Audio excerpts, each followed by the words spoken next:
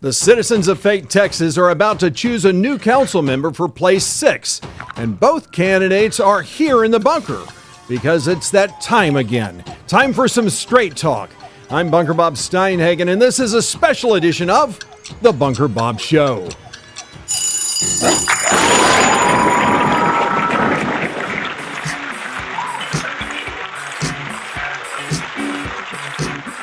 Greetings, thrill seekers, music lovers, conversationalists from across the fruited plains of the great state of Texas. I am your host, Bunker Bob Steinhagen, bringing you an in-depth look at the two candidates running for Heath City Council Place 6. I'm grateful to have you watching today on the Bunker Cam via Rumble, YouTube, or Facebook, and welcome my podcast listeners who are out walking, driving in their cars, or wherever they're listening in via Spreaker, Spotify, Google Podcast, Apple Podcast, Deezer, iHeartRadio, Podchaser, or Podcast Addict, just to name a few.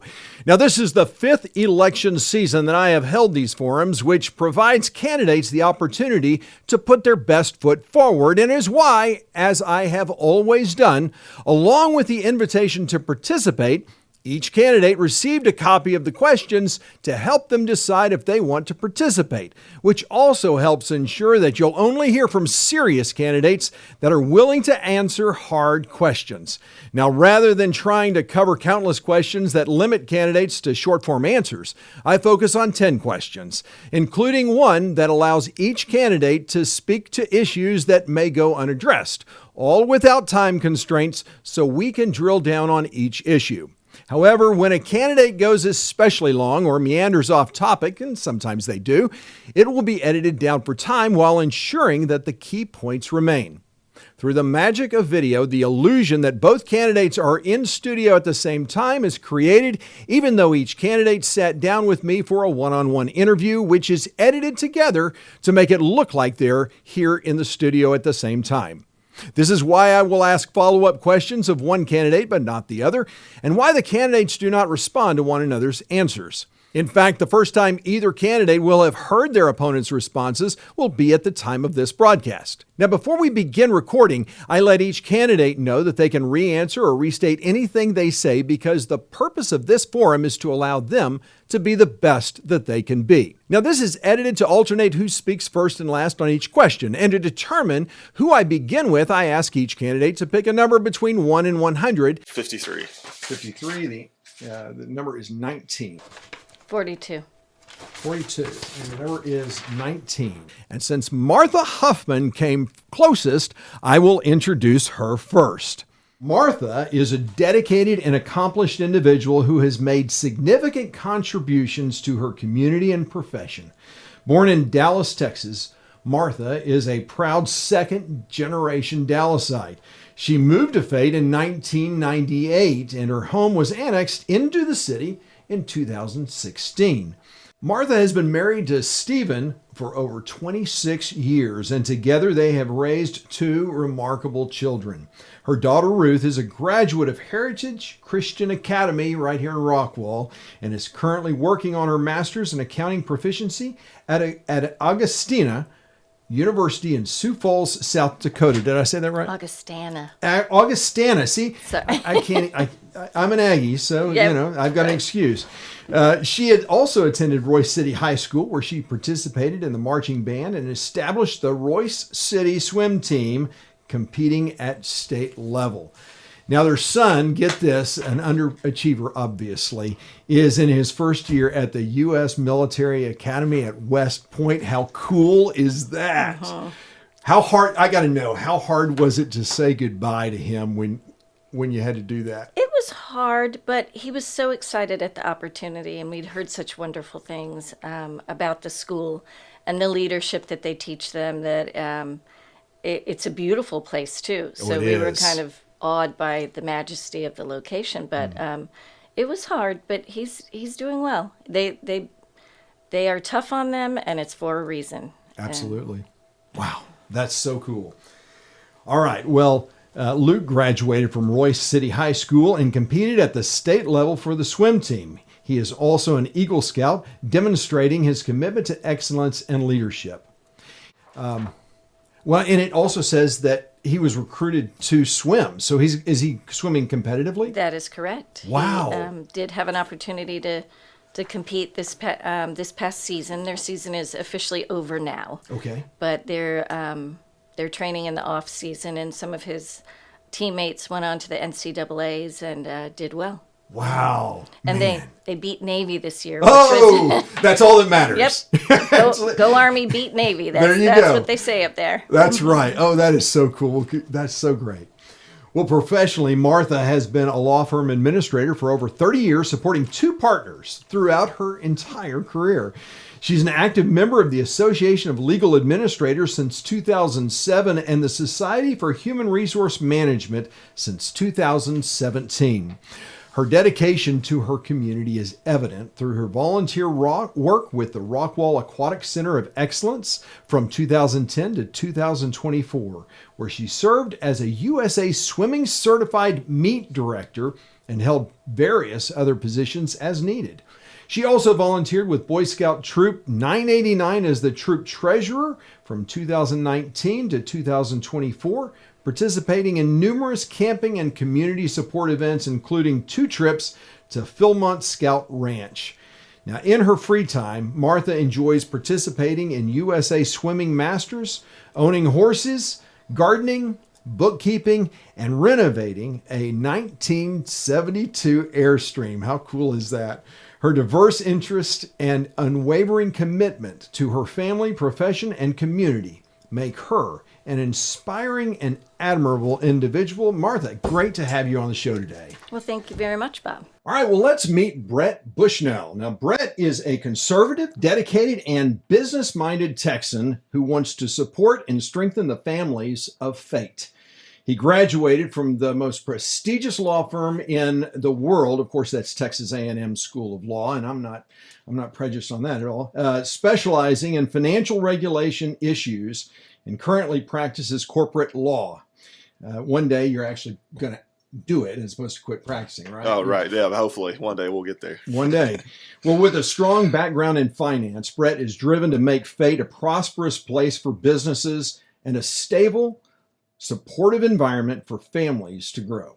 Brett and his wife, Katie, have been married for 4 years, and they have one on the way. So congratulations. Oh, thank you so much. It's an exciting time, isn't it? Oh, it is. It is in multiple ways. Yeah, I bet. And they've chosen Fate to raise their family, both to remain close in proximity to their families and because of its family-centric culture and Texas values. They are active members of North Place Church and committed to living their lives through faith, bringing these values into every aspect of their lives. Brett, it is great to have you on the show today. Oh, yeah. Thanks for having me, Bob. I'm excited to be here. Awesome. Great. Well, we're going to have fun today. Well, the first question is an easy one. Why are you running? Brett, why are you running? So the journey for me about kind of deciding to run is I started thinking about it in last October, kind of in November. And I think, with all the growth that we've had, and I know we'll dig into that, I'm sure, later in the show, and also some of the things going on in Fate, the political environment has been a little bit difficult. And I just want to bring people stability, both through the growth and through just the way I treat people, the way I run the office if elected. And I'm going to raise my family here for the next 20, 30, 40 years. And so I want to give my kids a stable city, just like all the other families, a good place for businesses. It's hard being a small business owner, and I want to make it easier for them. And I come from a family who's a military background. I'm not a military guy myself, but just like that's a much higher public service. And so I want to do my small part to help, the community. Awesome. Martha? I am running because, I've lived in Fate since 1998, so I've been there quite a while and seen the development and growth and the changes that are taking place, and I happen to have a little more time on my hands now. The things I've been volunteering for were all related to my children. My children are off at school, and I like volunteering, and I thought, you know what, I I could put my effort toward trying to make sure Fate stays the charming small town that I thought it was when I moved in. Awesome. And it's an open seat, so it makes it easier to jump in, huh? Yes. Mm-hmm. What prompted you to say, hey, I'm going to run for city council? I actually ran once before. Oh, you did? And I Okay. don't know if it's a positive thing or negative thing to say that I lost, but I lost by 20 votes. Wow. And it was at a time when I had recently, well, I had just changed law firms, and we were opening up a Dallas office for Winston and Strawn, and I wasn't even sure I was going to have time to do it, but the incumbent was running unopposed, and I thought, you know what, I'm going to give it a shot. And I did, and it was interesting that time. It was smaller. That was back in 2017, and I think not very many people voted. We had just over maybe 300 people who voted, so losing by 20 votes felt really close. Oh, yeah, it was. But it was probably best that I didn't win at that time, because I may not have had the time to focus on it. But getting annexed in allowed me the opportunity to be eligible to run. So that's why I did it in 2017 also. But fast forward, and I thought, you know, this is the time. I have the ability to focus on things, and I want to maybe make a difference in the way things are headed. Excellent. Thank you, Martha. Though the race for mayor and city council is technically a nonpartisan one, which political party best reflects your values and why? Martha? I am a Republican. Okay. I think I was Republican before I was born, because my parents were very involved in the Republican committee. My father was a precinct judge in Highland Park for years. Wow. I remember putting door hangers on people's doors when my brother and I were probably racing each other to get to as many doors as we could. And then I worked at the polls growing up, and yeah, I'm definitely a Republican. Yeah, so philosophically, what is it about the Republican Party that better reflects your values? I think there's focus on conservative spending, conservative planning. Well, I think about what's going on right now with President Trump and our new government. Yes. How there's a focus on efficiency and not overspending on things. That I think Democratic Party focuses on people, and there's nothing wrong with that. Sometimes there's throwing money at problems or issues rather than thinking it through and having a viewpoint that makes changes rather than throwing money at situations. So you're a fiscal conservative then, basically. I'm definitely a fiscal conservative. Yeah. Okay, very good. Brett? So I'm a Republican, not sure Republican conservative one. I know there's there's obviously distinctions in that. Yeah. For me, it's government has to be small but efficient. It's a facilitator, hopefully not needed, but it's a protector for the communities, keeping them safe, and providing that essential infrastructure. And so that's kind of where the conservative part comes from being. Like a lot of conservatives, I'm also a Christian, and bringing those Christian values to the office with a servant mindset. And my goal if elected is just to get out of people's way and keep them safe, and have those long-term infrastructure plans. Just like I think conservatives should do, get out of people's way, but keep them safe, and that's really where I'm coming from. And a limited government means low taxes as well, and I know we'll also get into that later, but I think that's where I'm at. Well, I love the fact that you articulated what limited government meant for you, and that includes keeping the tax rate low. I know that's an important issue for a lot of people, and we will talk about that, but thank you for being more specific with that. Yeah, and I know, and I also think, Fate has, 3.4 city staff per thousand, which is one of the lowest rates in the area, 6th lowest tax rate in DFW out of 100 cities. I think it's important to keep it there. As cities grow, you've seen cities in DFW especially, they kind of get on this wonky kind of exponential curve of growth, if you will. Yeah. And the government, maybe not even in personnel growth, but you just see that the taxes just hit this tail end upwards. And so I think if we are able to manage Fate well through these next. I think the next. I was talking to a lot of people in what they call the golden decade, meaning like we haven't quite hit our street repair, the bigger street repair bills just yet. Yeah. And so in bringing in businesses, that's why you'll see businesses, everywhere. On a lot of my stuff is because we need that sales tax to not put a burden on homeowners in the long run. Like right now we do okay as a city, but I mean, speaking of government growth, you got these MUDs and PIDs and all that stuff that are attacking on the homeowners. So I think it's important for cities not to just think about what they're charging the voters, but what everybody else is too. So you can't just be like, well, we're doing our best. It's like, well, that may be the case, but you're also understand they've got 4 or 5 other taxing entities that they're, as a taxpayer, it doesn't matter who I'm paying the tax money to. Exactly. The tax man is getting what he gets, right? So Yeah. that's kind of where the limited government. You kind of have to think through the multiple steps and do what you can to keep those budgets down. And I think efficient use of personnel and even with police, it's looking at force multipliers. How can we make our police? There's a number of officers, but I mean, as we've seen in big cities like up north, you can't just hire police officers to fix the problem. Police officers, we have a good police department, a good chief, and they do a lot with a little. And I think it's continuing to help them with that, with the things like force multipliers and knowing what they need. And fate will eventually come to the point where it's coming to the point where we're going to split DPS into 2 departments, and it's making sure, again, limited government. How do we keep the administrative part down while making sure they have what they need to keep us safe? And so that's the DPS part.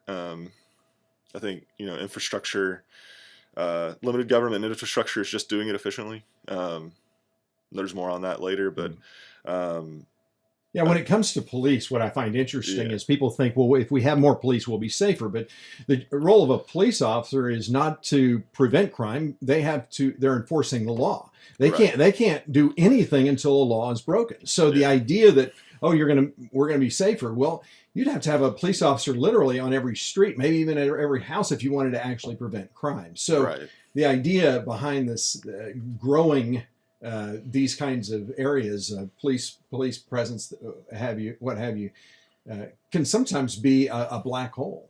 Yeah, it becomes a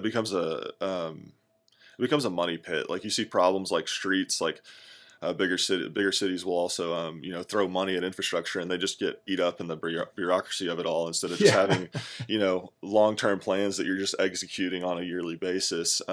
It's like, more roads. Okay, let's throw.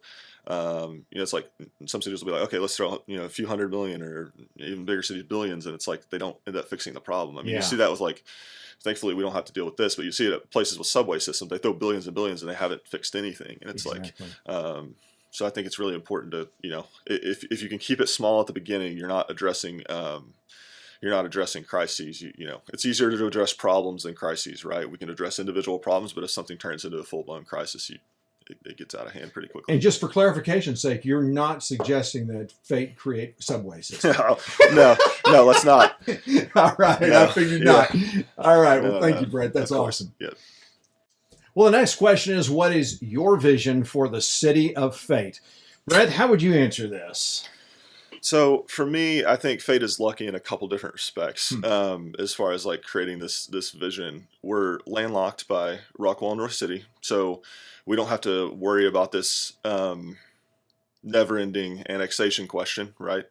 I think a lot of cities that have open land, they just continue to annex, and they just continue to grow the bureaucracy a little bit. And I think for Fate, we're lucky we're in a small square mile space, and we're going to continue to do that. And I think what that gives us the ability to do is, Fate was 500 people in 2000. Wow, 500. And how big is it now? We're hitting at 30,000 to 30,000. So I think just that exponential growth, and even just over doubling and a half, or close to tripling since 2010. I think it's still a blank slate. There's not, we have the small town history, and it's kind of ebbed and weaved its kind of the flow through the identity. And a lot of people are surprised when you say 30,000. Even people from neighboring cities are like, where are the 30,000 people? Because you can't see them from the interstate. And I think that's what I want to stop, is Fate just being an interstate stop, right? That's what all these all the smaller cities along I-30, like you don't want to become an interstate stop that people, stop by, pick up something at the gas station and leave. You want to create an identity around the families, the small business, the communities. And I think we've started to do some of that. We have a lot of successful small businesses that have been there for a long time. And there's more coming in. And everybody always will kind of come back to me and be like, well, what about the big clothing stores? They'll be along I-30. They'll be there. We all know that. They'll come when they want to be there. But I think the way you get a community is by building around families and building around businesses. And that's kind of the vision for me, is creating a community of families and entrepreneurial minded people that can pick themselves up by the bootstraps. And I think the ways you can do that with like limited government is, government doesn't have to pay for festivals, but you can organize it, right? You can continue to, as a public servant, what you can do is you can go into those small businesses, you can post it on your social media channels, you can tell your friends and family from other places, like, hey, come enjoy a meal at our local restaurant. And I think, hey, in that way they're paying some of our taxes, so we don't have to pay them all, right? There you go. And I think just creating that identity around that, and community, faith, entrepreneurship, and we'll get into this later too, and kind of starting to put a little bit tighter filter on some of the growth to kind of let things settle a little bit is important, to allow the city to create its identity. Again, there's a lot of cities, and I think Fate's at risk of it too, is if you just grow and grow and grow, you get to a point where you just don't have an identity, and you just kind of become these mass development interstate stops, right? And so I think it's important that we kind of tighten the filter a little bit on the growth and look at creating that city that's, entrepreneurial minded, families first, and then I'll always do it through faith as well. So, very good. Martha, how about you?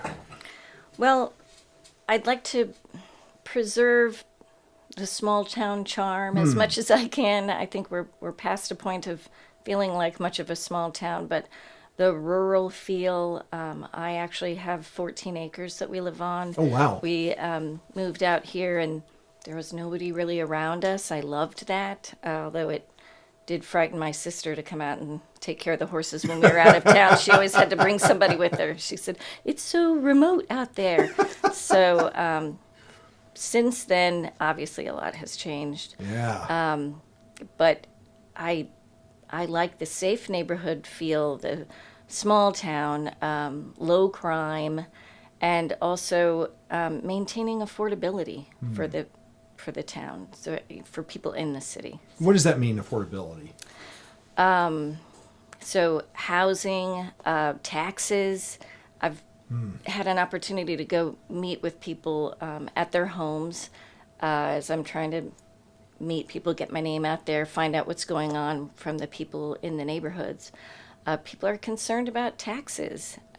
So that's a big part of what I think makes affordability is not only are you buying your home, but our property is increasing in value, which increases the amount of taxes you pay, but you didn't necessarily have an increase in your income. So, the flow of the money usually tells the story. And whatever I can do to keep taxes as low as they can be with having the infrastructure that we enjoy to keep roads manageable and the fire and police departments well funded and have the right level of staffing in the city hall. Excellent. Very good. Thank you very much. Well, the next question is, how often do you attend city council meetings, and what have you learned from that experience? Martha, how about you on this? So I can't give you a number of city council meetings that I've attended. Sure. I have seen some by video, and I've attended, of course, more recently when I'm a candidate. I really should. It's my obligation to really have a feel for what's going on right now. But my husband has been attending meetings for years and reporting back. I tend to work a little bit later in the evenings, so I couldn't necessarily get there at 6, although I can if I'm elected. I've cleared all this with my employer. Nice. But, he has given me the input, and then of course there are the meeting minutes that are available afterward. And what have you learned from all of that? Well, one of the first things that comes to mind with our current city council is I've been surprised at kind of the demeanor of the council and What do you mean? well, they're not always nice to the people who are coming up to speak during the open comments. Okay. And I, not collectively, but there are some members that I thought it just didn't feel like it was respectful of the residents who were coming up to speak. And I think every resident should have an opportunity to communicate directly with the council and be treated with respect. So that kind of surprised me. But there's a lot that the city council has to take into consideration and a variety of opinions, which is always good. They're coming at it from different angles. Absolutely. And different interests. And that's what we want to any group, for any group who's sort of managing I'll call it managing our money as residents. And that's the majority of what I've learned is they have a lot of responsibility, and they should listen to the residents and welcome the input from residents and take that into consideration when they're making decisions. Very good. Thank you. Brett? Yeah, my experience with city council meetings goes back to at Texas A&M Law School over in Fort Worth. I used to attend a lot of the planning and zoning meetings at the Fort Worth. So this is not fate just yet, but we'll get there. Yeah. But I attended those, and I've done a little bit of planning and zoning work, professionally, and kind of that's where my experience. So I have a lot of like formal like experience with that. And then fate, I've attended a few of the like bigger decision meetings as well. And then the last 6 months, I have to drive into Dallas and fight the traffic that we have all come to enjoy on a daily basis. And so like now, luckily the last 6 months, they made it easier, and I've been able to listen to them on YouTube as I kind of drive back and forth to work. And then in preparation for obviously taking office, I've been attending them, every one of them a lot here regularly. I do think it is important to understand like the dynamics of like the council is the most important thing, because you can attend any jurisdictions. You could attend 10 city council meetings, but if you're not understanding the dynamics between the council, like once you get on, that's kind of the hardest part. And each city's a little bit different. Each mayor will run meetings a little bit differently. They all have their own little rules and stuff like that. So I think it's just important that you kind of understand how your city is doing it, so that you can kind of understand when you get in the office kind of how they run. And so you're not always worried about the little procedural things. You're more worried about kind of getting comfortable with the role and being able to start off on the right foot. Yeah, as far as fate goes, so you've attended the meetings. What have you learned from that experience? I think a lot of the stuff right now in fate is just it's overgrowth, and not just I don't just mean the population growth, but I mean it's as we talked about before, it's managing growth of cities. It's kind of thinking about how do we take this next iteration to a larger city, because going from like I talked about some of our council members who served 10 to 15 years ago, and I think talking to them, it's completely different. I mean, they met in what's now like our community center, which is a pretty small building, and now we have a larger city hall, and it's just how to keep the government small, constant iterations of how to like get more detailed plans and strategies. It's really becoming a more complex city. I mean, we've hit 30,000, and as you know, for a lot of things under taxation and all that sort of stuff, you kind of start getting, Texas puts a little more, either more options or more regulation, however you want to look at it. Right. A lot more comes on the table. Sure. At that point. And so for me, I've just learned that we're kind of hitting this turning point into becoming more complex as a city. We talked about the splitting of the police and fire departments. It's a big deal. Yeah. And they've, we're kind of coming down on the 10-year mark. Start counting down now towards when we'll have to pay more for roads. And I've learned that like we're building out our business community, but I want to accelerate that. So I think all those things is what I've learned from attending council. I mean, also observing, but a lot of those, core discussions happen in those city council meetings, and also just kind of strategy. And I think it's important that everybody's aligning on values, so you kind of have a vision. You're not all going to agree all the time, but I think if you kind of can at least understand the vision everybody wants for the city and agree on some of those principles. I think they did some strategy sessions that I was in attendance for, and I think if everybody can kind of agree on the strategy, if our votes don't align, that's okay, but at least we can kind of all know what direction we're headed, and not get too lost. And I think it's important. That's important for camaraderie. A lot of people don't like those strategy meetings, but I think they are important to at least get everybody on the same page of what the vision of the city is. Yeah, that's good. Thank you very much. Of course. Well, the one issue that concerns every citizen in Rockwall County is the exponential growth, which includes housing, commercial development, traffic congestion, and of course, growth in government, which means higher taxes, and is why we're going to tackle each in turn. So let's start with the explosive growth in housing like master planned communities or multifamily apartments and townhomes. Do you think the city is on the right track when approving these new developments, and are they contributing to or taking away from the lifestyle that citizens of Fate desire? And why or why not? Brad, how about you on this? So I think Fate's got some changes here. This is where I think I've, in public statements and forums, been able to, and in talking to voters, been really able to dial down specific changes, and been able to kind of create the core part of my vision, which is we don't need any more apartments. I'm going to go ahead and say that. It's I've said it everywhere. I've said it 100 times. We have a lot coming in still to be developed that have been approved, and I think you've got a lot more apartments that have already been approved. Correct. I thought so. We have about 920 or so apartments now, and we have another 11 or 1,200 approved. Wow. Which I think, thankfully, you're talking about units. Units. Yeah, not complexes. That would be sure. How many complexes does that make up? So there's 155 plus community, and then there's one, I call them tinderbox, the typical what you see on the side of the roadway, and then there's some mixed use ones downtown. So I think as far as if you look at percentage of the population, Phaeton is in a better place with that than a lot of other surrounding localities that are our size. So I think it's good that we're at where we're at.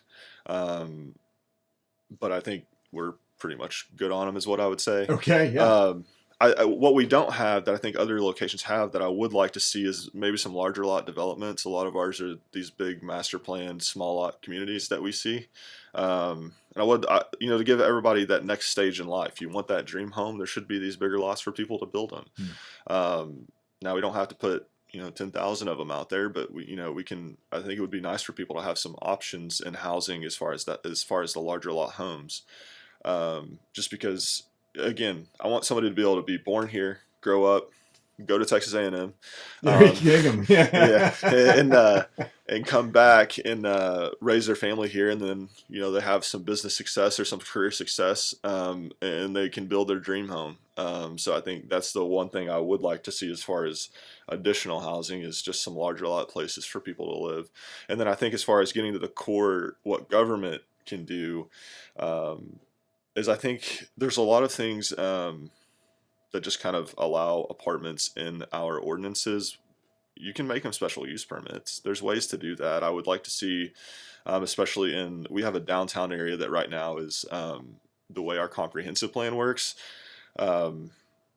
is they're mixed use. And business and residential. Correct. That's what you mean, yeah.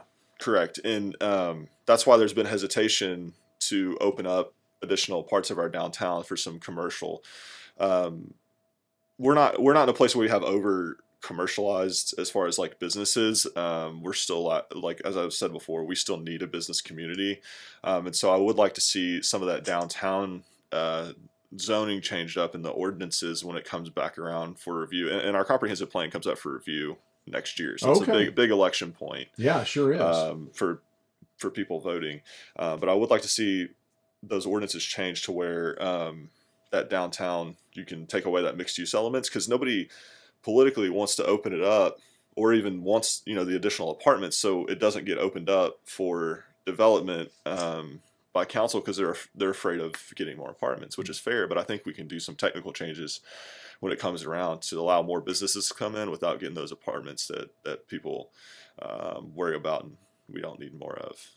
Well, when it comes to the larger lot communities that you're talking about, I mean, ultimately that tends to gravitate toward cities that have ordinances that restrict lot size. So Fate doesn't have that. And so as developers look at these things, why would they, they don't have an incentive to build that. How do you think you can incentivize those kinds of developments or change the ordinance? What is your thoughts?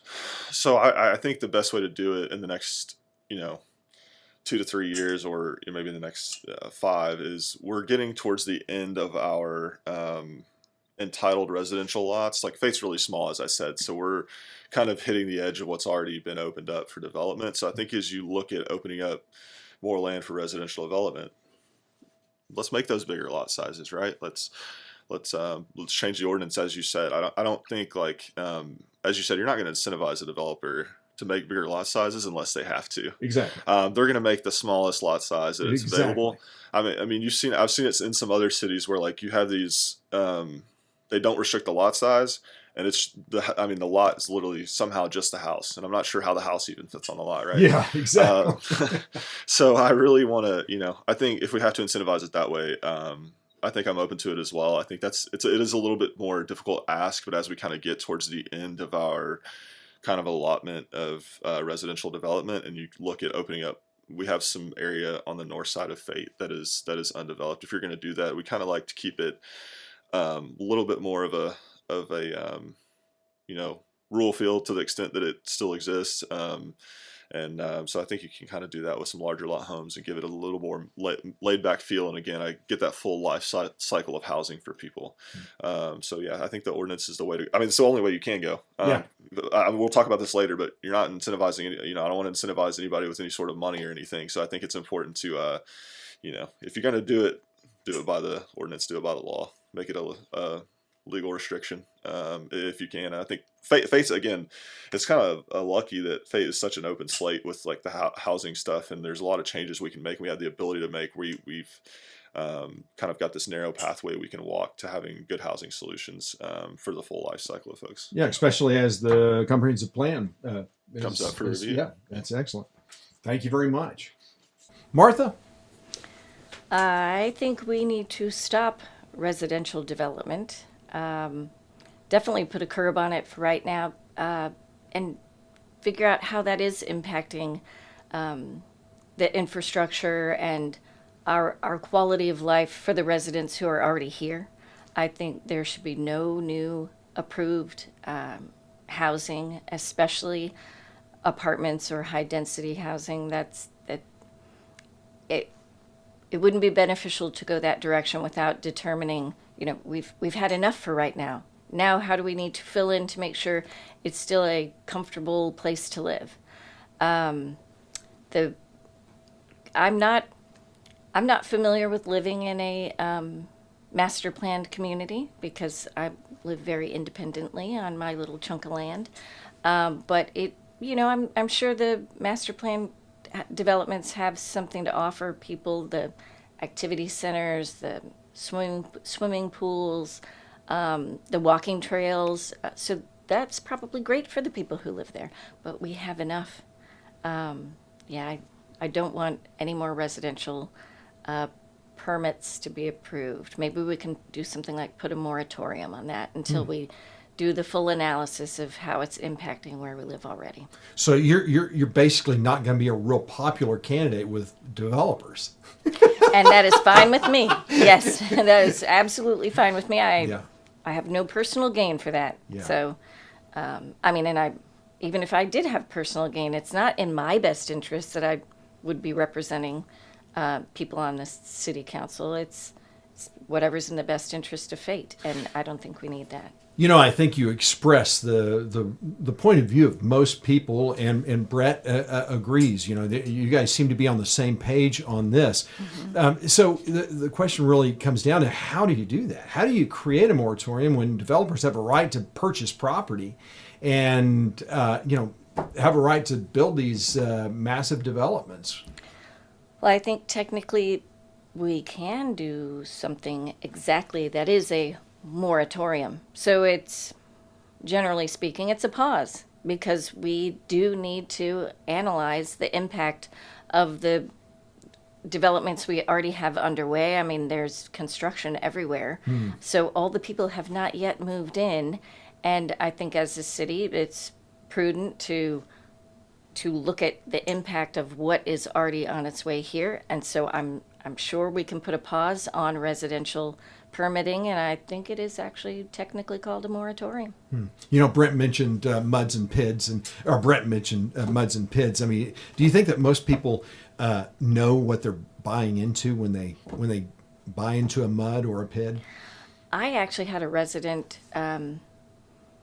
this past weekend, when I was walking around talking to people, say that they were surprised that the people moving into one of the developments weren't better informed about what their direct expense would be, and that the developer should have been responsible for covering that expense, but people didn't pay attention. So unfortunately, it is the way that it is, and there's a pass-through expense to the residents that should have been absorbed by the developer. And that's exactly the kind of thing we need to be looking out for. But pains me for the people who are living in the communities that just aren't familiar with how that all took place. Yeah. Excellent. Very good. Well, study after study shows that tax incentives don't pay off in real economic gains, but that hasn't stopped municipalities from offering tax breaks or even using taxpayer dollars to fund infrastructure projects as a way to attract commercial development in certain businesses. Now, this, of course, puts government in the position of picking winners and losers on the backs of taxpayers.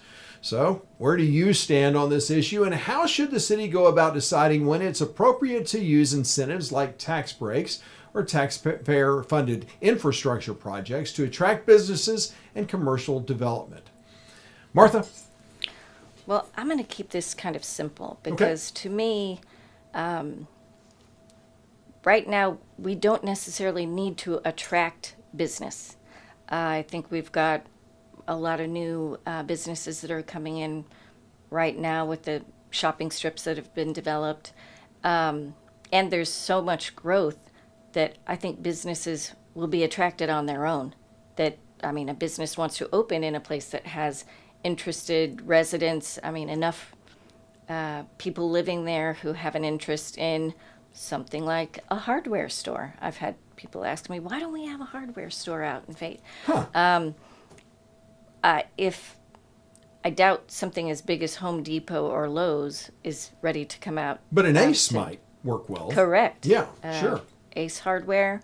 When there are enough people, I mean, to coin a phrase from a movie, if you build it, they will come. But you have so many people, the business, we have a couple of car washes opening up. There's some things that are natural progressions that I don't know that you need to shop for businesses to open up in the area, and therefore it doesn't require tax incentives. If there was something that residents said, I'm trying to think of a good example. Now, a micro Six Flags, not really Six Flags, but if the residents said, we need an activity, or there's this, like the volleyball place that opened up in Rockwall, that seems to be drawing a very big crowd. If there was a need for a certain type of activity or a preference for a certain type of activity that our economic development person could help us sort of shop around for that, or advertise that Fate is open to adding a business like that, maybe we could bargain with some tax incentives, but I don't think we should throw that out and fish with it just to see what we can catch, and therefore sacrifice money from the people that we didn't really need to. Throw it out and fish. That is a great metaphor. I love that. Very good. Thank you. Brett, you've already kind of hinted where you stand on this. So, let's unpack that. Yeah, I'm not a fan of them. I think originally, like if we go back to the early 2000s when Texas really kicked off, I mean even the late 90s, but really in that early 2000, the first decade of the 2000s was really where this kicked off as an issue in Texas. Like it was handing 20, 30-year tax breaks for Fortune 500s to bring those first few initial big companies to Texas, and I think it then gravitated towards, well, let's give this big entertainment venue or sports team a big break for their stadium. And those where a lot of the studies come from, right? Is the sports stadiums where a city offers hundreds of millions of dollars and then they look and the city is, fighting for its life on infrastructure. Yes. Right. And I think for a city like Fate that's like, land constrained, as we kind of talked about, we can't really afford to give a lot away. I will say, just before I get into the technical part, just to be transparent with folks, I don't really believe in it either. Just as someone who's studied finance, I don't think there are very, very, very few cases where it works out in the city's favor. And so I just kind of oppose them as a general thought, because you are picking winners and losers. Like, I mean, you can take an example. If we have, if we have big company 1 and big company 2,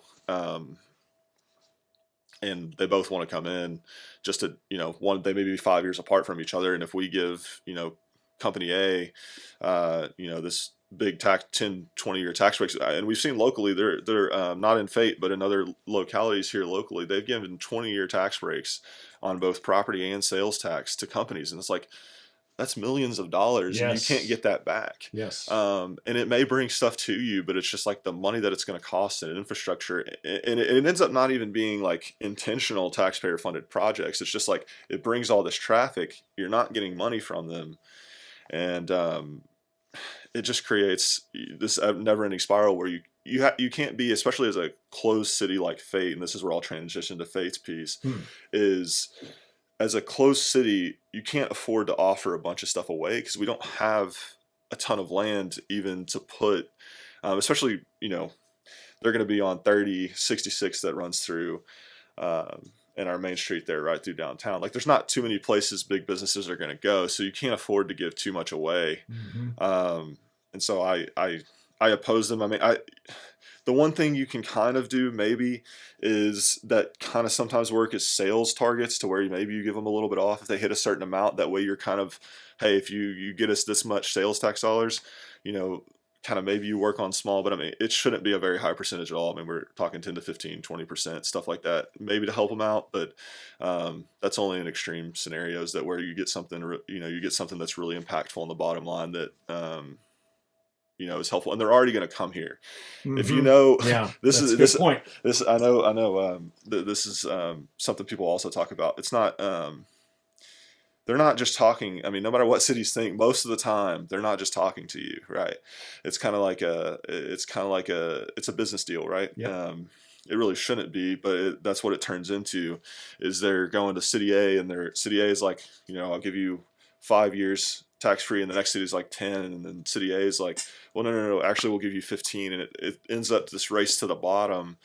And I don't, Fate again just doesn't have enough space to do that, so I want to stay away from that as much as possible. I mean, I'm more than happy to see the biggest issue too is like the sales tax fees, because that's your annual budget, right? Yeah.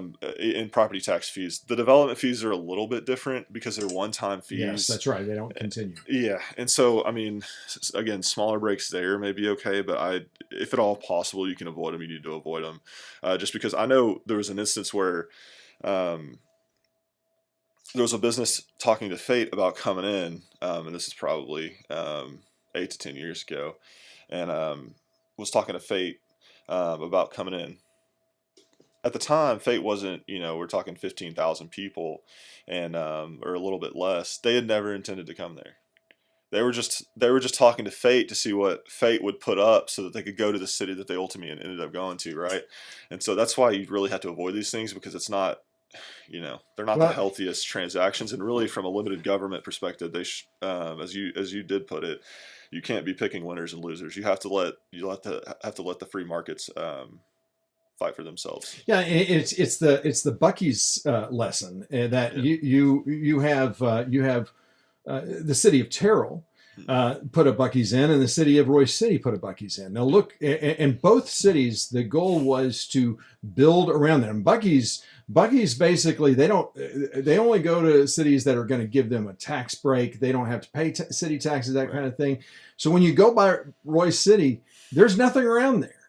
And so basically Royce City just basically gave up everything. Well, Terrell had a much more strategic approach to it, and they're thriving because of it. So it really, I mean, so some could argue, Terrell people could say, well, it does work. Well, maybe it does, but you're going to have a pretty darn good plan. And the other thing is jobs. Yeah. A lot of cities look at, well, how many jobs are you going to bring in? I know the city of Rockwall has just made the agreement with IKEA because they're going to bring in jobs, and the Rockwall, I think, is agreeing to apartments as well, because that's kind of their target market. So, which is good for Fate, right? I mean, but yeah, it's just a sticky wicket. It doesn't seem like it ever really works for. And I know it. I'm going to have Royce City people in here, and so I'll be asking them. So, do you regret that? I mean, is there something you wish you had done different? And I think they'd all say yes. And I think it's hard. Like, if you have a strategic plan, I think where maybe you've already talked to developers that are building commercial space, that's a strategic plan. But I do think even in that case where they're not going to break ground on it until they see Bucky's fully in there, operational and working. And you're kind of taking I'm not a gambler, and so I don't yeah, that's a good point. I'm not a gambler, so I think a lot of these things, gambling with other people's money, right? You can't be gambling with taxpayers' money. And I think that's with a lot of these deals in small cities, like, it may be cool to have it there. It may bring temporarily, it may bring a lot of good jobs, but in the long run, if you're agreeing to things that don't fit the character of the cities, like apartments, and then in Royce City's case, like, they're having to widen infrastructure, which that's a state road, so that's probably state money. But at the same time, like, you're costing taxpayer money that would have never been spent otherwise, or would have been spent more in a strategic long-term plan approach. And so you just can't be gambling with taxpayer money. Like I kind of hinted at before, smaller things where you can kind of incentivize people that are going to pay sales tax and are still going to pay the 80% of the sales tax, 90% of the sales tax, but you want them to reach a goal, maybe of some money that you weren't expecting. Yeah. Maybe you can. That's a great idea. That. Yeah. I see what you're saying. Yeah. Yeah. So you're not, because you don't want to pick winners and losers, but if someone's going to come in, if they've already agreed, kind of, you're in the later stages of discussions and they need a little bit of bump, maybe you can give them that little bump to come in, but you're not fully picking winners and losers by giving 20 years of no property tax and 20 years of no sales taxes. Yeah.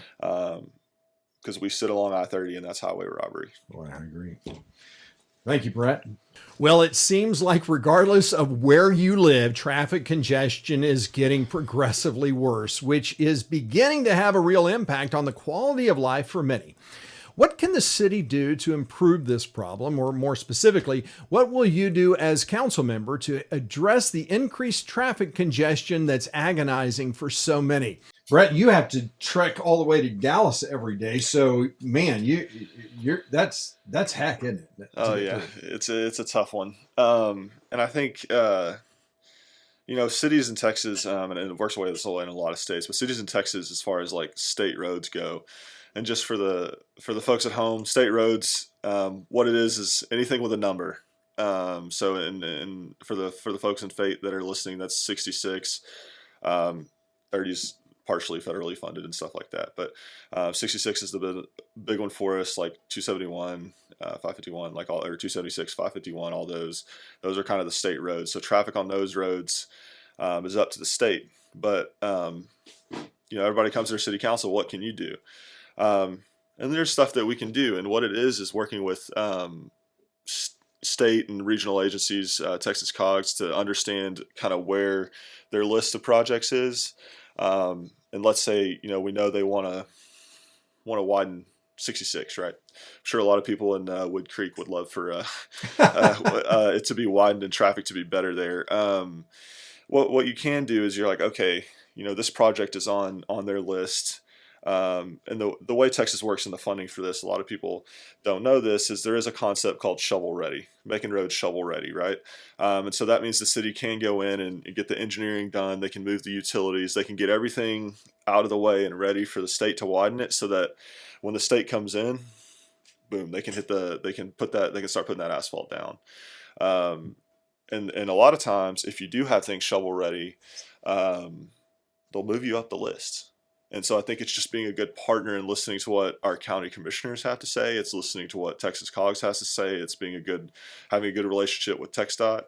And, I'm not sure whether it should work that way, but that's the reality of the way it works. And so you kind of have to, that's part of, as they say, playing the game a little bit and making things shovel ready where they need to be shovel ready, and just being a good partner to state and local agencies. And part of that, I think, too, is kind of the political environment, putting forth a unified front and kind of the plans, and all members of council and the mayor speaking with a single voice, and kind of participating in some of these local activities in groups and meetings and stuff to make sure that Fate has a voice.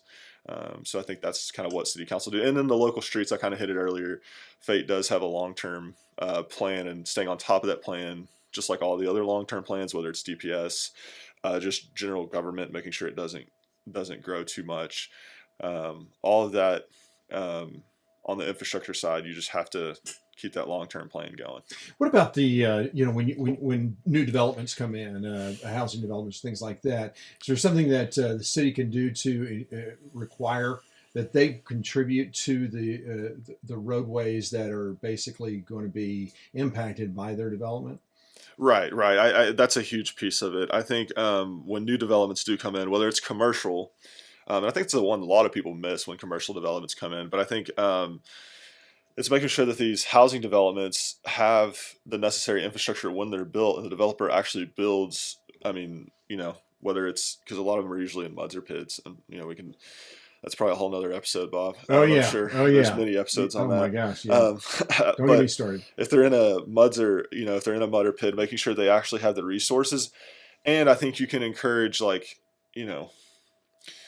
what you can do behind the scenes to make sure that they're structured properly to where they're not, in the long run causing more heartache than necessary, let's say, for the taxpayers. Because it also binds cities. We have a Wood Creek mud. The mud in Wood Creek is, that's where I hear the biggest pains about taxes, because they're so constrained. And so I think it's, making sure that things are designed right, the infrastructure is designed right. On the commercial side, commercial developers are usually a lot more friendly to infrastructure plans. And so I think getting them to pay for as much infrastructure, or hey, sometimes you're looking for a way to make it work and they want to do the infrastructure, you're not sure. Sometimes, if they're coming in, we talked about cities not offering things to developers, but sometimes they want to offer stuff the other way, and that's okay. Mm-hmm. If they want to do a big infrastructure piece, sometimes they'll offer smaller cities, let's say a police station or something, a police station or something like that, for a commercial development comes to come through. If you're not listening to those ideas, I think it's important to get, if the developers want to offer something, take it. But again, the commercial stuff, you really have to make sure the roadways. You don't want to make it change the character of the town or cause traffic to be so bad that the quality of life is diminishing when a commercial development comes in. So I think it's just making sure those plans are approved. And also, this is what I always encourage, people who've ever looked at planning and zoning stuff. It looks like something on paper. It'll look like something in the architect's representation, and then the final thing will be something that is totally different. Yes. And you see that a lot in housing development, the way lots, and they're just like, oh yeah, there's a bunch of houses on these lots, and then I have one of these in the neighborhood that I live in. There's just a weird structure of one of the lots that makes the house face the main street. A lot of those, in those developments, you have these main streets that are brick walled, which is fine, but one of the houses actually kind of faces the main street. It's kind of an odd thing that probably in the discussions, nobody said, hey, hold on a second, can you guys just change that? Because the developer's not going to mind. They're still going to get their homes. It's like, hey guys, can you just make sure what it looks like? And I think that's important from the infrastructure piece too. You want to make sure they're paying for the infrastructure, and they have enough infrastructure. But you also want to make sure at the end of the day, what's it going to look like on the ground when you're there, and what's the quality of life? Because I think this infrastructure piece, the traffic, like, it's all more than numbers and spreadsheets. People have to live there. You're not just playing a game of balancing the spreadsheet. Exactly. Yeah. Excellent. Great. Thank you, Brett. Martha? Well, I can assure you, I experience it as much or more than anyone else because I commute to downtown Dallas every day, commute there and back, and I live on Highway 66. And in the past 10 years, it's become more and more difficult to get out of my own driveway. Wow. So, what can we do? I think the city has already planned on increasing the width of some of the roads. There's a plan for 551 from 66 south to 276, where they're going to widen that, and that will be a big benefit because I try not to be in downtown Fate at 5 o'clock in the afternoon, but it's surprising how backed up it can be for our small town, and that's, I'm sure, what people are feeling the most painful about. But unfortunately, that also means another resident I spoke with who lives on Brown Drive, which is parallel to Crawford, which is 551. These streets have so many different names. Yeah, it's hard to keep up. But it's parallel, so it's one of the alternate routes. If it gets backed up and people think, oh, there's 10 cars there, I'm going to take a right and just go down this street. That resident was saying people come flying down that road, and that, I hate to say it, but there was a dog that was killed. That he and his son came home and found this dog, and he said people just come through this road so fast when they're trying to find a bypass. So to me, I haven't fully investigated it, but putting road bumps on that road to make it not an easy offshoot from people coming off at 30 trying to bypass some things. So increasing the capacity on the roads that we have and master planning how the flow is going to work, I think that would improve for downtown Fate as well. There's just congestion, not great flow. I don't think it helps the businesses that are downtown. Some of us may look at it and think, I don't really want to park there right now because I won't be able to get out of that parking space. There are so many cars coming back and forth. So keeping those things in mind as the planning takes place, and I don't have easy answers. There has been some planning already done by the current city council to 552 on the north side. That's going to be expanded, which I think is a county road. And then expanding 551 south, it's going to be painful while they're doing it, but I think ultimately there's going to be some benefit there. I hope there's improvement in the flow, and I will do anything I can to help try to make that happen because it's in my best interest too. Absolutely. Yeah. Very good. Thank you.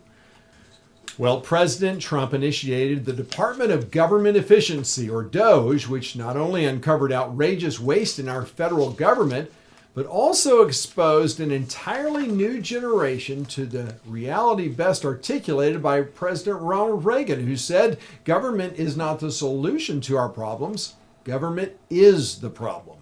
So what is your philosophy about municipal government growth, and where do you draw the line between what constitutes an essential government service that warrants taxpayer funding and wasteful spending that should be prohibited? Martha, how about you? Well, I love efficiency, and I love the idea of what President Trump is doing in the government. I think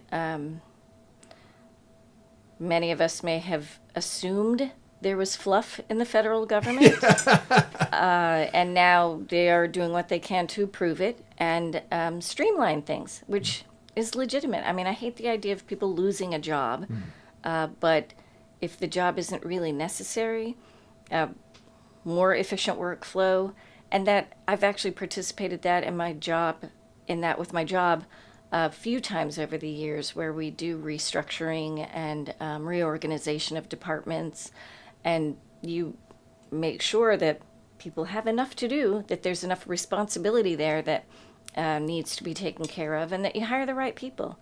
And in the city government, I think it would be important to analyze things the exact same way. I think the city manager is the person who actually has the major control over the staffing in at City Hall, but The running of the government. Yeah. Because your city council, you guys are really more like a board of directors. You're not actually managing the city. The city manager does. Correct. But also as a resident of the city, I think I have a right to know. So not only city council, but resident as a city council member, I think I could have more influence over making some changes if changes are necessary. But analysis is the first step of that. That how many people do we actually have? And quite honestly, I haven't done that yet.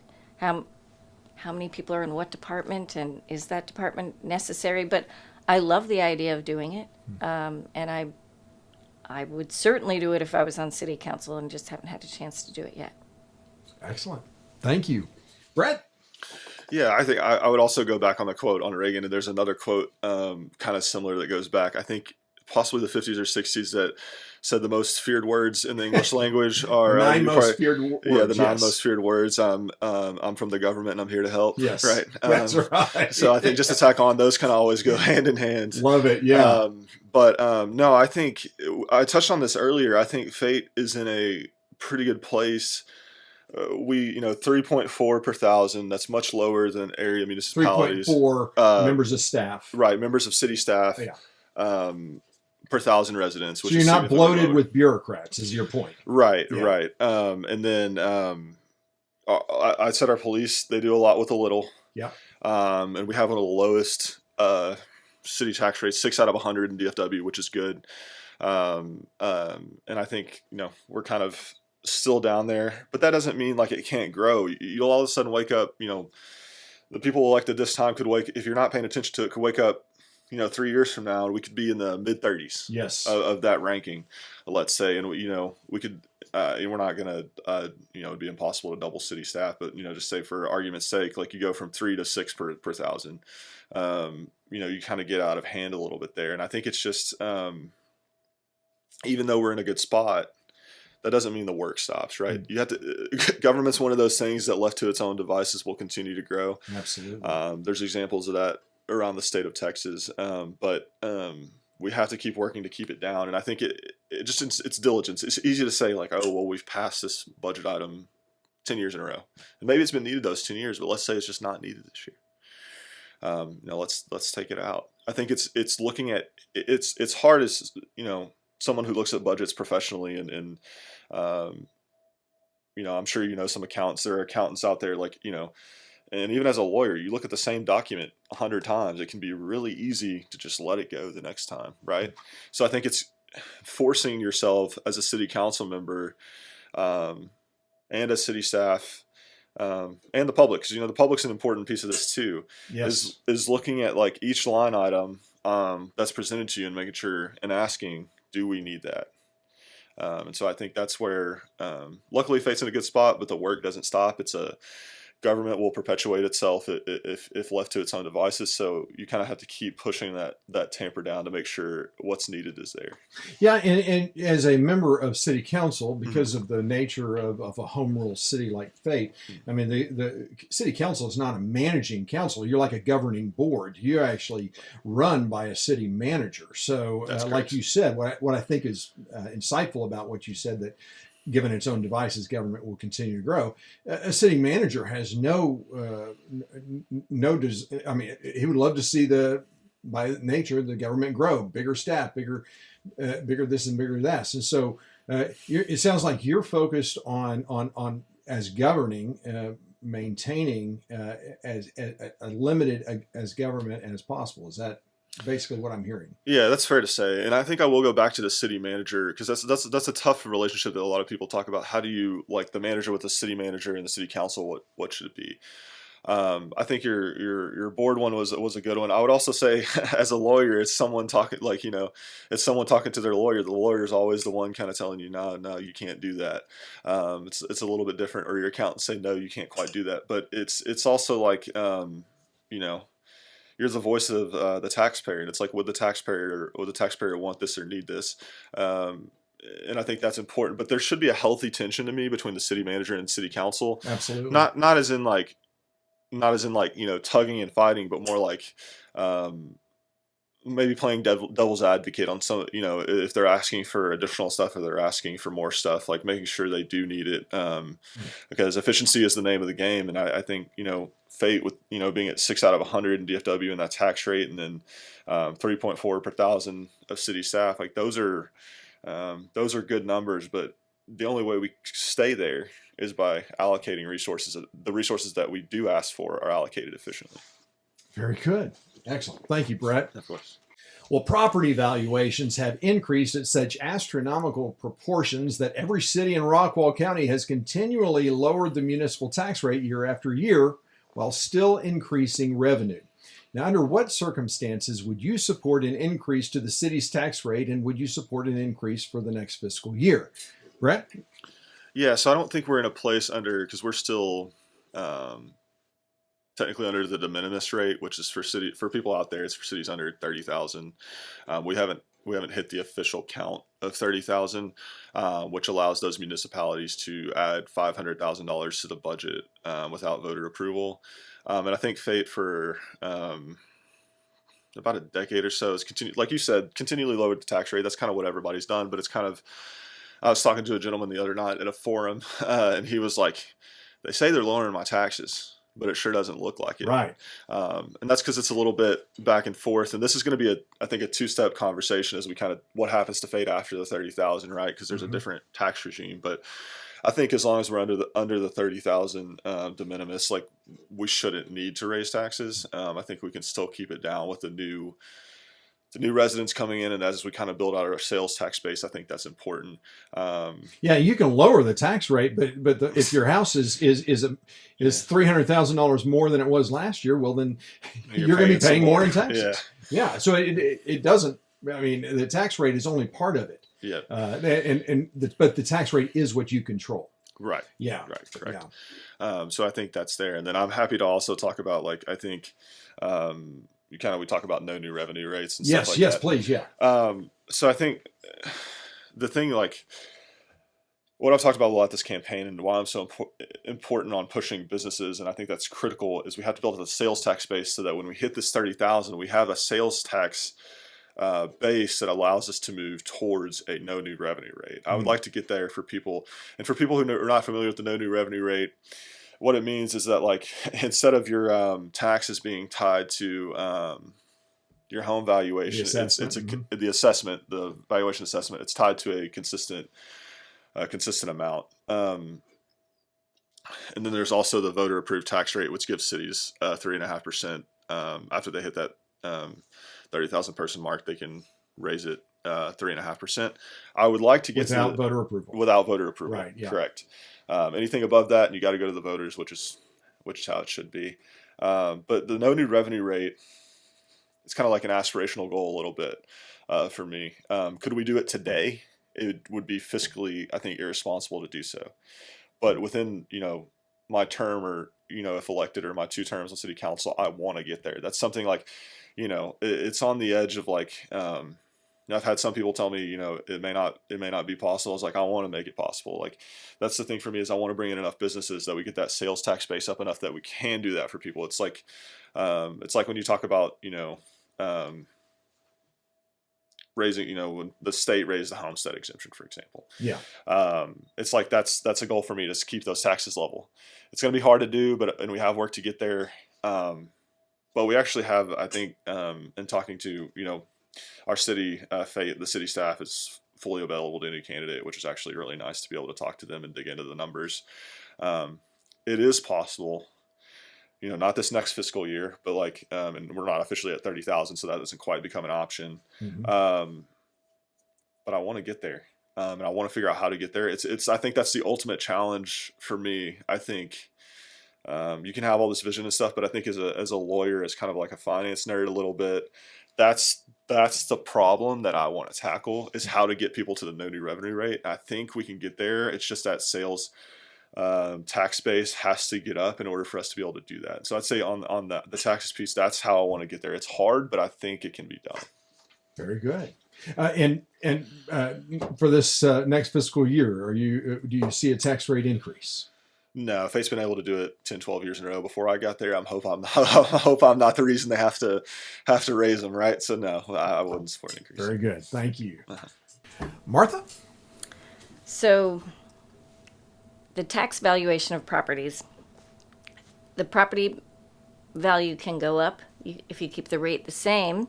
Obviously, you get a significant increase in the tax revenue. Without raising the tax rate. Without raising the tax rate. Yeah. Lowering the tax rate might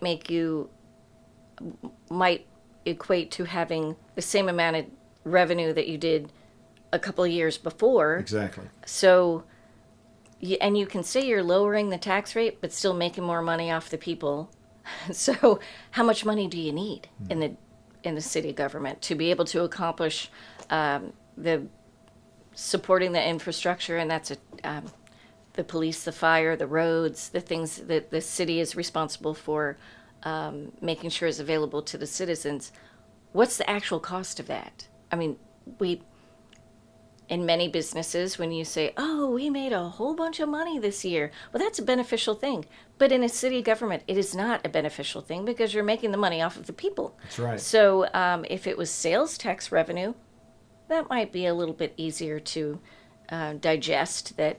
Well, people were buying a lot of things in our local shops, so that's beneficial. But if it's coming off of the revenue tax rate based on property value, well, that's not changing for people other than your property value is going up. So if you sold, that would be beneficial, but most people don't want to sell. I had a conversation with a woman recently who was lamenting the concept of moving because her taxes were getting so high. She had retired recently and lives alone, and she said, I don't know that I can stay here. And it pains me that somebody would have to plan their retirement, and then the variable is a tax rate, or your property taxes changing to the point where you can't afford your house anymore. So, yeah, is she over 65? Not yet. Okay. So she's not locked in on the tax rate. Yeah, but even still, like to your point, she's still going to see an increase in her taxes because the property value goes up. Yeah, taxes are in a lot of ways a necessary evil. It's spreading the cost of your city services. It dilutes it to a cost that each of us can manage for the most part. If the city services need to be increased, and therefore the cost goes up, your taxes increase, but my fundamental focus would be, that's the last thing I would want to have happen is the direct tax impact on individuals and households. Sales tax is a little bit easier to, at least mentally, to get behind because you are purchasing something and you have a tangible result of that purchase. But, sure. I'm not threatening to raise retail taxes either, sales taxes, but well, you can't. Yeah, they're locked. So, but as far as the tax rate goes, you don't see a need to increase it. No. Okay. Very good. Well, are there other issues that we haven't talked about that you plan to address if elected? Martha, how about you? Well, I think I did mention that the downtown area, it has grown, but I feel like Fate doesn't have its own identity. It would be wonderful, I think, an identity, even from the building standpoint. A charming small town. I liked it. I like the idea of we're a small Texas town and should have a look. So defining putting some definition to the building code, I think would be helpful. In downtown, there have been shops closing. There are some opening. There's mixed development going on. There's some apartments and retail that I think they're trying to fill some of those spots, but it just hasn't thrived. And again, the traffic flow doesn't help. So making it a location that people want to spend time in downtown, that's something that I'd like to help make happen. But fundamentally, there's no magic wand for any of the issues that are taking place in Fate and the growing pains that we have. I'd like to think that the previous council members have had the best interest of the residents of Fate. That I hope they've had that in mind when they've made decisions, and I certainly would too, that we are there to represent the people of the city of Fate. And so that would be my goal. And anytime you make a decision on city council, I think that sign should be blue. And 75% of us agree. And somebody says, I hate blue, I can't. So you can't please 100% of the people. There are going to be various attitudes and opinions coming into any topic that gets managed by the city. But I want as much input as I could get from the residents who live there. I've loved going around and meeting people, and will continue to do that probably until May 2nd. And at first I thought it was going to be a little imposing and ringing on people's doorbells in the afternoon. I feel like I'm bothering people, and it has been amazing to have people open up. What's your stance on this? And what do you plan to do? Just like you're asking me the questions here today. Yeah. I have loved getting to know what's going on the neighborhood level. Wow. That's great. Thank you very much. Brett, how about you? Yeah, I think. Look, I want to make Fate a good place for families and businesses. So I'll touch on both of those separately. I think the families piece is, I want to create more festivals, events, and stuff like that without using taxpayer dollars, which can be difficult sometimes. But I think it's just encouraging community and being a good member of the community. But if the city can do something to organize or orchestrate without spending taxpayer dollars to help get families together, to help bring families together, maybe, paying a little closer attention if there's a business that wants to come in that maybe, let's say, it's family friendly, that you can take, a couple families out and enjoy a Sunday afternoon. There's a business that may be recreational coming in. I think that's helpful, paying a little bit more attention, maybe a little more voice that we want those. Sometimes it maybe feel like you're speaking out into the kind of like nether, into the emptiness when you say that kind of stuff. But I think it is important to project it, right? Yeah. Even if they may not come right away, if you're loud enough, sometimes businesses do wait, maybe they do want to be there, or it lets a local entrepreneur know, hey, I can build this out. People want this. And so I think that for families, that's important. On the business side, I think it's just listening to them. Sometimes from a city point of view, they're well, they may be, again, spreadsheets versus feeling, right? They may be well, we're answering permits in 20 days and, this and that. And it's well, for an entrepreneur, maybe that's too long.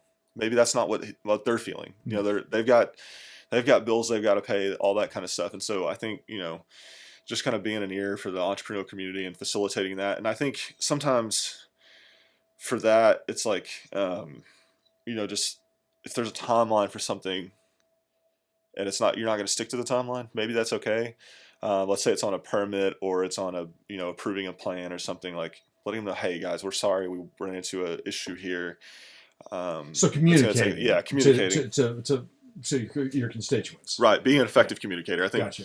All the way around the board. And then I think too, and then I'll go to another piece of this, which is the infrastructure plans. I think, Fate has to present a unified front to the regional and local agencies, and I think that's just super important. So I'll iterate. Want to keep taxes low. I know we talked about that several different capacities, but that's kind of the, as you kind of said, the whole mentality behind Doge is good services with low taxes is the key. So that's the final kind of items I want to address here. Excellent. Very good. Well, now is your chance to tell voters why you're the best choice to be their representative on the Fate City Council. Brett Bushnell, it's all yours. My name is Brett Bushnell. I'm running for Fate City Council, Place 6. And I want to be your voice on City Council, and I want to work for you. And the things I want to accomplish while there and why I think I'm the best candidate for the job is I want to make sure we have low taxes. I'm going to try to push them even lower, as I kind of touched on in that section. I want to make sure we're safe as we kind of split the DPS in two and manage that efficiently. Long-term infrastructure plans, businesses, those are all important to me. And why I am the best candidate to accomplish all of those goals is I have planning and zoning work professionally. And that is important because I'm someone who understands what goes underneath into those ordinances. I'm someone who has a financial background. I've looked at budgets both from, as a lawyer who's kind of combing what the budgets actually mean, not just something on a spreadsheet. And for me, I'm going to live here for a long time, the next 30 or 40 years. I have a daughter on the way, and so for the next 30 or 40 years, I want her to come back to Fate. And so I'm looking at the next 50 or 60 years of Fate. And so I'm going to make decisions for both now and in the future to where the future generations, are proud of what we build today. And I want your vote on May 3rd. Martha, take it away. I've enjoyed living in Fate for the last 27 years and watching the growth take place and raising my children and all the wonderful things that Fate and the surrounding area have to offer. I want to look out for the best interest of the residents as we continue to grow, new businesses come in, houses being built, road congestion happening. All these issues need to be addressed, and I want to do what I can to keep things safe, fun, easy to get around, and a place where you want to raise your family and meet your neighbors and have a good lifestyle in a rural setting. Okay, so I've enjoyed raising my family, my children in Fate, watching the growth and the things that it has brought in, the people, the businesses. It's been beneficial, but I think we need to slow down a little bit and try and maintain some of the rural feel that Fate has had to make it a charming small town. And I want to do what I can to be a part of making that happen. As you can tell, both candidates truly desire to earn your vote. If you have more questions of them or wish to know more about their campaigns, I've posted links to their websites and Facebook pages in the description of today's show. Now, early voting begins on Monday, April 22nd, and goes through Tuesday, April 29th, with Election Day on Saturday, May 3rd. Now, you're watching this because you want to be an informed voter, so be sure to share the link to this program with your friends and neighbors who can vote in this race. So until next time, I'm Bunker Bob Steinhagen, looking forward to seeing you at the polls. Blessings.